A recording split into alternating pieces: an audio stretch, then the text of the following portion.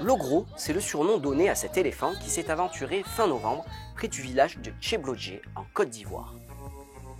Si ses habitants l'ont baptisé, c'est qu'ils le connaissent bien. Il vient régulièrement à leur contact en se laissant approcher sans crainte. Pour certains, ce serait d'ailleurs la preuve qu'il est la réincarnation d'un ancêtre. Ces images plutôt sympathiques peuvent faire sourire, mais elles inquiètent notre observateur qui les a filmées.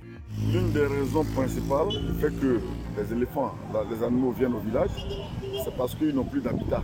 Quand l'habitat naturel est détruit, ils ne savent plus où aller, ils ne savent plus où vivre, ils ne peuvent pas vivre en paix. Et donc ils sont obligés de venir chercher à manger au village.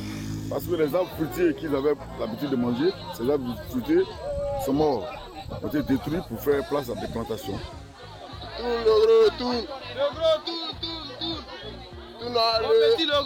C'est très rare en Côte d'Ivoire qu'on voit un éléphant s'approcher de la population, les enfants montent sur son dos, devant sa selle, sur son dos, il vient au village et on lui donne à manger, on lui donne à boire, et quand il est rassasié, il retourne. Et pour chaque année, il vient c'est comme ça. Entre 2016 et 2020, un autre éléphant ivoirien surnommé Ahmed avait été en contact régulier avec des populations. Le pachyderme s'était échappé de son troupeau.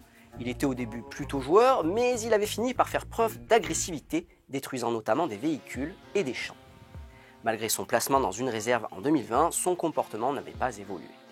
En Côte d'Ivoire, la population d'éléphants a drastiquement diminué ces 30 dernières années, passant de 1100 à moins de 500 individus. En cause, la déforestation, mais aussi le braconnage. L'éléphant, le gros est en danger parce qu'il est docile, il est gentil. Ce fait qu'aujourd'hui, les braconniers peuvent s'approcher de lui pour lui faire du mal.